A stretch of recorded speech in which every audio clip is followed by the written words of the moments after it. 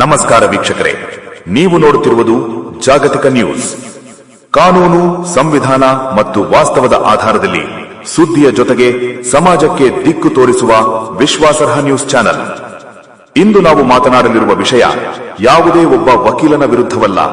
ಇದು ಒಂದು ತಲೆಮಾರಿನ ಭವಿಷ್ಯದ ಬಗ್ಗೆ. ವಕೀಲ ವೃತ್ತಿಯ ಅರ್ಥ. ಯುವ ವಕೀಲರೇ, ಮೊದಲು ಇದನ್ನು ಸ್ಪಷ್ಟವಾಗಿ ಅರ್ಥ ಮಾಡಿಕೊಳ್ಳಿ. ವಕೀಲ ವೃತ್ತಿ ಒಂದು ಸೇವೆ, ಅದು ವ್ಯಾಪಾರವಲ್ಲ. ಈ ವೃತ್ತಿ ಜನರ ನಂಬಿಕೆಯ ಮೇಲೆ ನಿಂತಿದೆ, ನ್ಯಾಯದ ಜೊತೆ ನಿಂತಿದೆ, ಸಂವಿಧಾನದ ಜೊತೆ ಉಸಿರಾಡುತ್ತದೆ. ಆದ್ದರಿಂದ ಪ್ರಚಾರಕ್ಕಿಂತ ಘನತೆ ಮುಖ್ಯ. ಸೋಷಿಯಲ್ ಮೀಡಿಯಾ ಬಳಸಬಹುದೇ? ಉತ್ತರ ಸ್ಪಷ್ಟ, ಹೌದು, ಆದರೆ ಮಿತಿಯಲ್ಲಿ.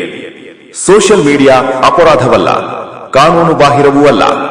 ಆದರೆ ಇಲ್ಲೊಂದು ಸೂಕ್ಷ್ಮ ಗಡಿ ಇದೆ. ಕಾನೂನು ಜಾಗೃತಿ ಸರಿ, ಕ್ಲೈಂಟ್ ಆಹ್ವಾನ ತಪ್ಪು. ಶಿಕ್ಷಣ ಸರಿ, ಜಾಹೀರಾತು ನಿಯಮ ಉಲ್ಲಂಘನೆ. ಕಾನೂನು ಏನು ಹೇಳುತ್ತದೆ?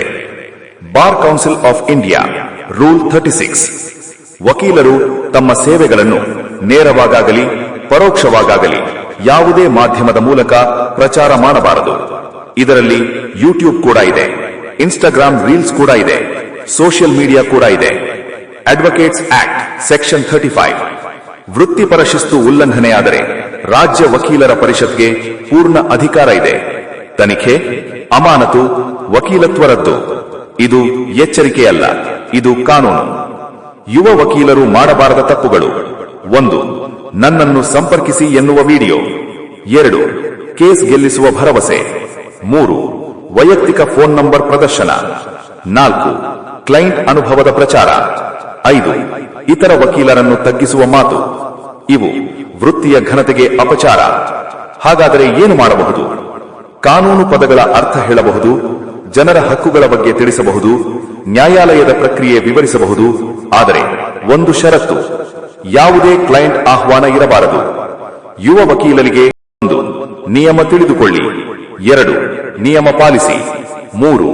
ಆತುರ ಪಡಬೇಡಿ. 4. ಹೆಸರು ನಿಧಾನವಾಗಿ ಬರುತ್ತದೆ. 5. ವೃತ್ತಿಯ ಗೌರವ ಯಾವತ್ತೂ ಮೊದಲು.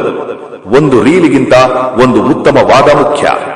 ಯುವ ವಕೀಲರೇ, ನಿಮ್ಮ ಕೈಯಲ್ಲಿ ನಿಮ್ಮ ಭವಿಷ್ಯ ಇದೆ, ನ್ಯಾಯ ವ್ಯವಸ್ಥೆಯ ಗೌರವ ಇದೆ, ಸಮಾಜದ ನಂಬಿಕೆ ಇದೆ. ಸೋಷಿಯಲ್ ಮೀಡಿಯಾ ಕ್ಷಣಿಕ, ವೃತ್ತಿಯ ಘನತೆ ಶಾಶ್ವತ. ನಿಮ್ಮ ಅಭಿಪ್ರಾಯವನ್ನು ಕಮೆಂಟ್ನಲ್ಲಿ ತಿಳಿಸಿ.